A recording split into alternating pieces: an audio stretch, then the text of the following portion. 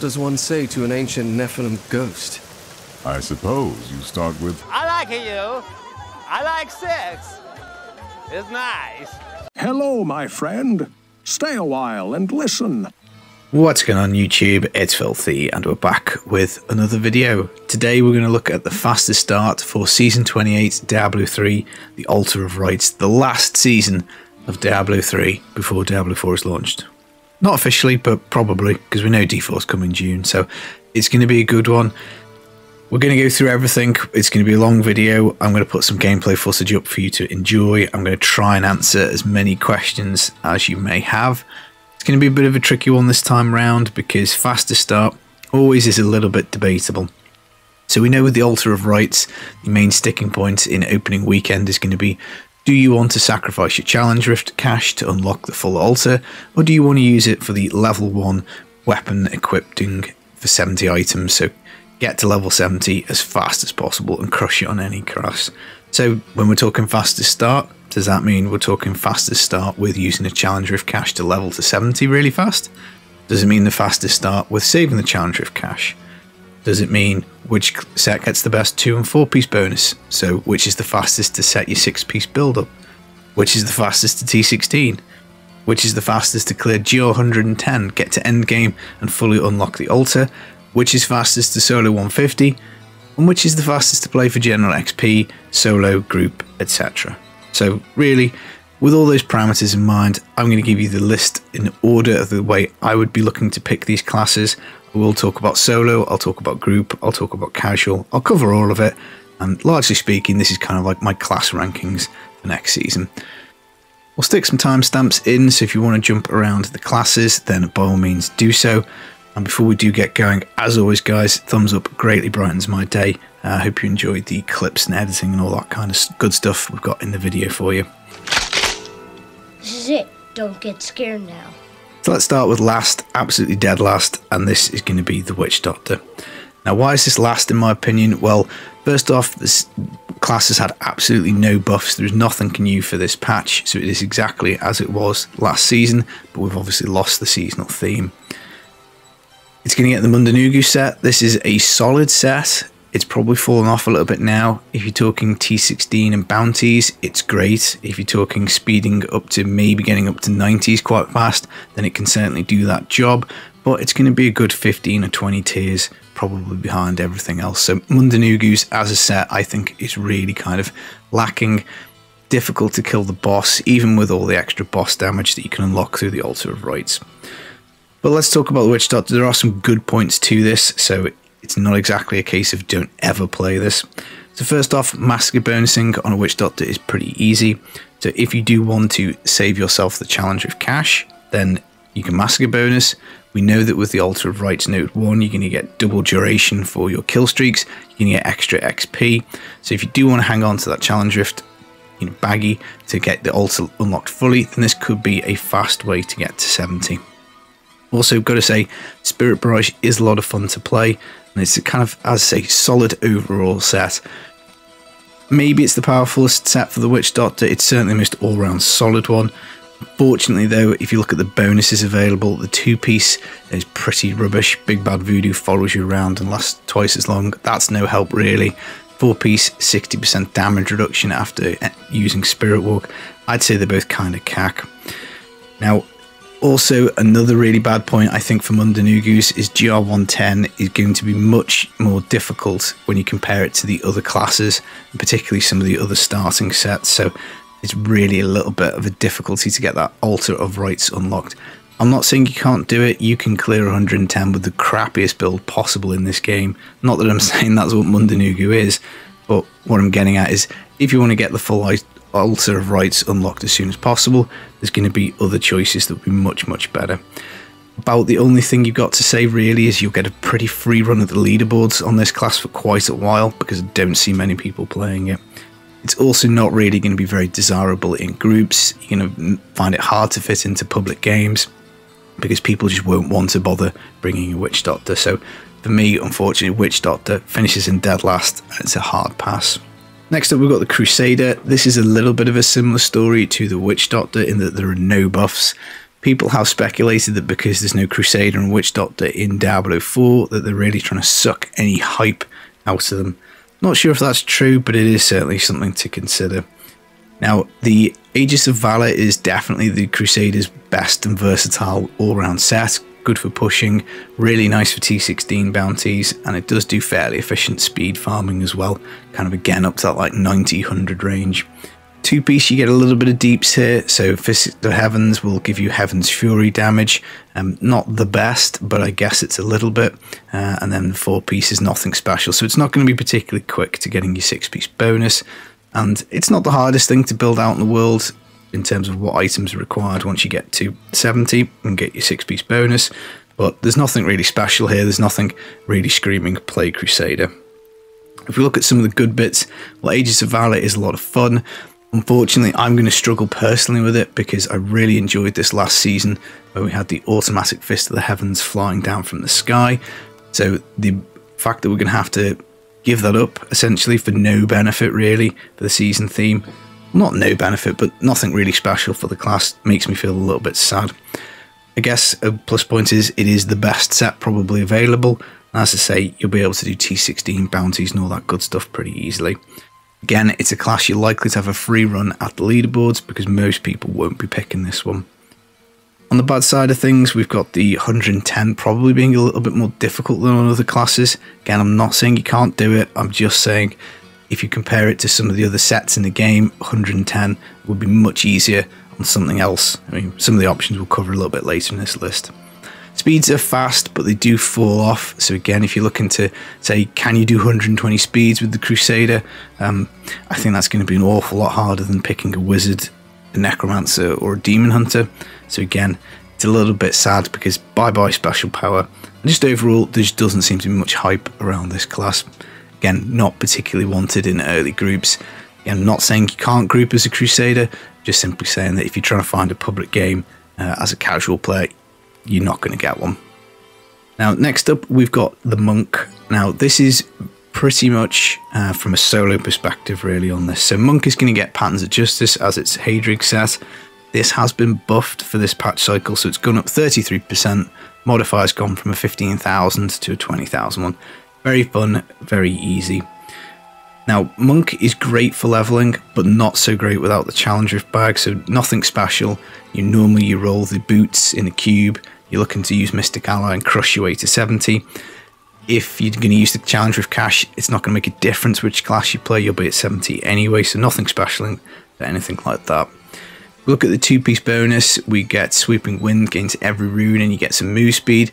So that's kind of nice, that'll help you complete your six-piece bonus journey a little faster. You get a bit of spirit regen on the four-piece. So again, there's nothing really super fast at getting this up and going. In fact, that's probably one of the main downsides, I think, of picking Patterns of Justice to start.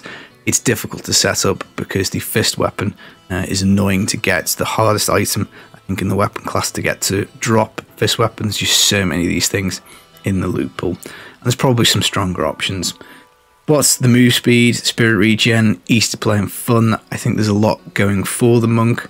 It's just realistically, again, it's a little bit lacking in hype because aside from this like slight tweak that we've got here, I'm personally not interested in playing Raiment Generator Monks.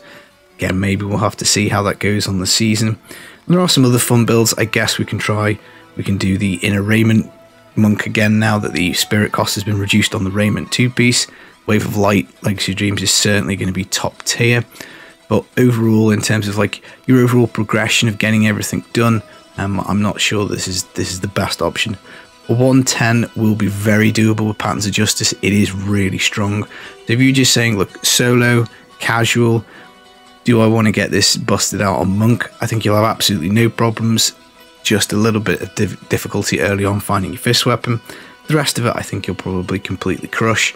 And if it was just a solo choice, I probably would put it a little bit higher than it is. But again, this is not really a class, I don't think, early on that you're going to find yourself falling over for group options. So it'll be generally support Barb, ZDH, and then two other damage dealers, which probably won't be monks, to be fair. So this brings us to the Barb and the Horde of the 90 Savages. Now, I'll stress again, this is only really for the grouping potential of this class, because without support Barb, if this was just solo casual on my own, I would definitely pick Monk ahead of this. But the Savage set has had a double buff for this patch, so the damage has gone up from 1000 to 2000%, so it does hit an awful lot harder. 2-piece, we're going to get some extra effectiveness on our shouts, double damage to feared, frozen or stunned enemies. That's kind of handy, not the greatest thing in the world, but it is still very useful. And then the 4-piece, we get some frenzy extension and damage reduction. So the 2 and 4-piece are okay for getting your 6-piece journey out. Realistically though, if we look at the Barb and we say, well, what's good about it? Well, the set's been buffed, so I guess there's that. If you like frenzy, then you can definitely go for it. You need frenzy savage pieces for support Bob anyway, and support Bob is going to be really in demand next season because I think a lot of people are going to flock towards Demon Hunter and the Wizard, so I think you'll probably be absolutely fine for groups even as a casual Z-Barb. Plus with all the automatic globe pickup and stuff like that this season, it's going to be super easy. Barely an inconvenience. Even easier than normal to play Z-Barb. Now personally, I'm not a massive fan of Frenzy. I don't think it's great for speeds. I don't think it's great for keys. So a real downside, I guess, to starting off as a Barb is you know you're going to have to build another set. You're probably going to want to put Whirlwind together for your just general utility farming. But again, it's another thing to play, and you've also got the option of Legacy of Dreams Hota or IK Hota, both of which are still pretty strong as well. Relatively free-ish boards on this one again, so if you wanted to pump yourself up on the leaderboards early on, Barb could be a shout. You just obviously have to watch out for those people who play support Barb all season, because they'll obviously be getting all the juicy gear and stuff. 110 on Frenzy should be pretty doable. Again, it's not going to be the fastest. It's going to be much more of a kind of like a push kind of setup and a bit more of a slog, but definitely got the power to do it. So again, if you just fancy completing your season, getting the altar unlocked, absolutely nothing wrong with Barb. But really, I think these next kind of 3 classes that we're going to go over really are in a little bit of a different stratosphere. So next up we have the Necro, and I think this is where we're starting to get into the top tier options, as we say. Bone Spear has been a mega buffed for this patch. We played it on the PTR a lot. It was a lot of fun. It's great to see this back, getting the 9000% damage increase on its 6-piece, and also Simulacrums hitting for triple this amount. Really is one of my favourite builds. Crushing GR 110 in 2-3 minutes on PTR, no problemo. Now, a special word about Necro leveling. It is actually probably, in my opinion, the best class to level if you're not going to use your Challenge Rift cache, simply because Corpse Explosion is ridiculously OP for leveling. So if you're not going to spend any resources on a character and you want to take them to 70 without opening your Challenge Rift bag, I think Necro is an excellent start to 70. Look at the good stuff. Well, Bone Spear, as we say, is very, very powerful. You've got other options on the class. Tragul's Nova Necro is very powerful. Again, GR 120 speeds with that. Boss a little bit difficult to kill, but it will still crush really early. The way the area damage and the modifier scales with density is just insane. You also got access to Z Necro, which again is going to be something that you could play early on. What I would say in the downside for this is the set is difficult to set up. So if we look at the 2-piece, Simulacrums don't take any damage, get all the runes, and have their cooldown refreshed when you die. That's not really going to help you early on. 4-piece, you only get damage reduction when your Simulacrums are active. They're on a huge cooldown, so again, not really terribly useful. This whole thing comes together when you get the Haunted Vision Amulets, which allows for perma uptime on Simulacrums. Amulets are notoriously difficult to get in this game. You can easily upgrade 30 or 40 in the cube and not get yourself Haunted Vision. So, downside for the Necro, number 1, Amulet. Number 2, Amulet. Number 3, Amulet. It really is just difficult to get. But overall, in terms of completing the altar, once you do get Bone Spear up and running, or if you got Dragules up and running, either of those 2 things would absolutely crush out your season journey. Alter of Rites to full unlocking. GR 110 is going to be an absolute breeze with Bone Spear or with Dragules. And it likely offers one of the easiest ways to do a solo 150 next season on the Nova Necro. Plus, as you talk about late game grouping, or even mid game, Nova Necro is going to be very powerful. You'll easily get into speeds or pushes. And then you do have the option to do an RGK on Rathma, and Xenek, as we mentioned. So overall, you're going to be quite popular because I still think people will probably pick Wizards and DH above Necro. So I think you'll have no problem fitting in. So again, I might start Necro. I need to start Necro near enough every single season. And it is nice to get the Bone Spear. Just really fingers crossed on that amulet. And now we come to the Wizard, which is the beneficiary of the Typhon's Veil set for Hadrig. Wizard is definitely going to be popular next season. I think it probably has one of the most popular and powerful builds with the Meteor. But if we start by looking at the Hydra, 2-piece we get double Hydra duration and increase the number of heads, so a bit of damage, which is nice. 4-piece you get an insane amount of damage reduction, up to 80%, which is really handy for completing out your season journey. And then obviously on the 6-piece you're getting a bunch of damage. Hydra, again, we played plenty on PTR. 110 in like 90 seconds was very doable. It's fast, it's tanky, it's fun, it's going to crush keys, bounties, super easy mode. GR 110 and unlocking the full Alter of Rites. You don't even have to swap off the Hydra set. And there's no, whilst it is a little fiddly to set up, it's nowhere near as bad as the Necro that we just covered. So looking at some good points, it's just so strong. You're also probably going to get access to Meteor pretty early. It's not going to be too hard to put together a towel set with the Meteor buffs and bonuses.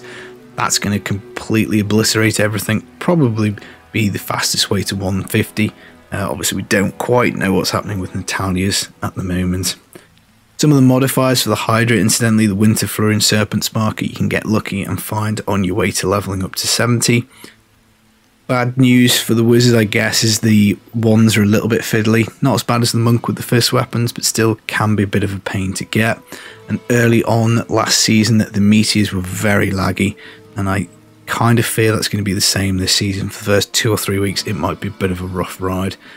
But if I was just going to play solo, if I wasn't going to do any grouping, if I was doing SSF, I would definitely be playing Wizard. This would be my #1 pick because I love Hydra. I love Meteor, they're both insanely strong, and then I've got a lot of things that I can do. Get my season journey, get the altar completely unlocked, and just crush really high level content super fast. And so we come to the fastest and best class in my humble opinion, which is the Demon Hunter. Again, this is really focused on group play because we do have access to a support Demon Hunter, which really I think is the kicker. Now, I don't know exactly what's going to happen with the Strafes and Talia build. We know there were some funny interactions on PTR. We know it was interacting with the Shadow 2-piece, and it was not supposed to be. So that allowed people to clear 150 with very little by the way of requirements. I suspect what Blizzard will do is they'll just take that interaction with Shadow out, but they'll leave it as a spin to win class. But either way, even if they do change it to a manual spike trap build on Natalia, I would anticipate it's probably going to be pretty strong. But let's look at the Gears of Dreadlands, because that's what we're going to start off with as the Demon Hunter. The 2-piece, we get some damage, so up to 200% damage on primary skills on the 2-piece. That's just really good. It's going to allow you to get your 6-piece bonus so much faster. But then the 4-piece, if you look at it, you're going to get 180% move speed out of this. That is absolutely insane. It's going to make finishing that journey super fast. It's going to make finishing out the altar, doing all your bounties, all that kind of stuff. The entire checklist of things you got to do in the season, just absolutely so easy. The 6-piece is a nice 15k damage modifier. It hits pretty hard. And really, the reason I've put this at the top is because I just think it's so easy to build a Gears of Dreadlands Demon Hunter. We covered an entire video on this topic. All you've got to do is roll shards for your offhand satchel, a belt and a pair of pants, and you are absolutely good to go. A bunch of weapons that work with it. It's out the box T16, and that's just going to be pretty tasty. Add into that, we know that UE, so the multi-shot Demon Hunter, has had a huge buff. Again, that can crush 110 in like 90 seconds, 2 minutes. Really fun build to play. Plus, we've also got Natalia's, if that is spin to win, auto spike trap generation, then that might well be fighting with Meteor for the best solo speed farm build in the game. Couple all of that with the access to the ZDH, so the support Demon Hunter, and you really do have a winning package here. Downside, I guess, is that we're not entirely sure what's going to happen with Nats. Could be that it gets converted into a push build. That would be a little bit sad because it probably is taking away a really strong build from the Demon Hunter from an easy casual perspective. But on the other hand, if they did that, I would probably expect them to buff Gears of Dreadlands, but you know, we'll see what happens with the patch notes. I would say GR 110 with the Gears of Dreadlands is not going to be the funnest of times. If we compare it to the Bone Spear Necro or the Hydra Wizard, they'll mop the floor with it. Gears of Dreadlands can certainly do it, but I think you've got a bit more of an uphill battle. In fact, I'd probably just try and put UE together and try and clear it with that, because I know it's going to crush it. Or alternatively, again, Natalius, if that's super strong, then that should do 110. Maybe the main downside of doing a Demon Hunter is it might just be a little bit boring, because if Natalius crushes like we think that it will, then we're going to be doing another season of Spin to Win Demon Hunter. Maybe that's not going to be great. We do also have Marauders as an option for this class. It's another really strong, powerful push build. Again, another potential solo 150, very fast on that. But overall, I just think the Demon Hunter Gears of Dreadlands offers you the fastest way into T16. I think it's the fastest way to complete a GR 110 by collecting up other DH pieces, and it's certainly the fastest way to get your whole altar unlocked, because you just know you can count on that move speed from the 4-piece. Now, it might well be that you can get there faster on a Wizard or on a Necro with some good luck, because you might get better drops, but I think if you just took 100 players of, you know, fair to middling skill, fair to middling RNG, gave them all the sets in the game and said, go unlock the altar as fast as possible, I think the Demon Hunter probably is going to be the winner. Particularly when we couple that with the fact that you'll find it easy to get in groups as a support Demon Hunter. Overall, I just think it's going to win. Now, with all that said, guys, this is the last season, as we say, until Diablo 4 is coming around. So at the end of the day, just play whatever makes you happy. If you're going to miss a Witch Doctor for when this next D4 game comes out, if you're a Crusader main and you just want to play Crusader, don't let this video put you off. Let's be fair, all these classes can completely crush speeds, T16 and bounties. We are very much in an overpowered state of the game. Season theme affects pretty much every class equally, so we're all getting power and we're all getting juice. I'm not sure if I'm going to go for all 7 classes next season. I know I'm definitely going to do DH, Wizard, Barb and Necro. Whether I add the Monk, whether I add the Crusader and whether I add the Witch Doctor will depend how we're feeling and how, I guess, everything is going. But all in all, I'm really excited for the season. I think it's going to be an excellent one. I'm looking forward to planning out my route across all the classes and, yeah, trying to get this altar unlocked as soon as we can. Maybe by the end of the opening weekend. Be interesting to see what happens. Let me know in the comments what class you're going to pick. I still think there's going to be a lot of DHs, but I do think Wizard is a pretty strong shout. So those two really are very close, and it's going to be fascinating to see who we bump into in Sanctuary on the way. Hope to see you there. I've been the Filthy Casual. Take it easy, guys. Peace.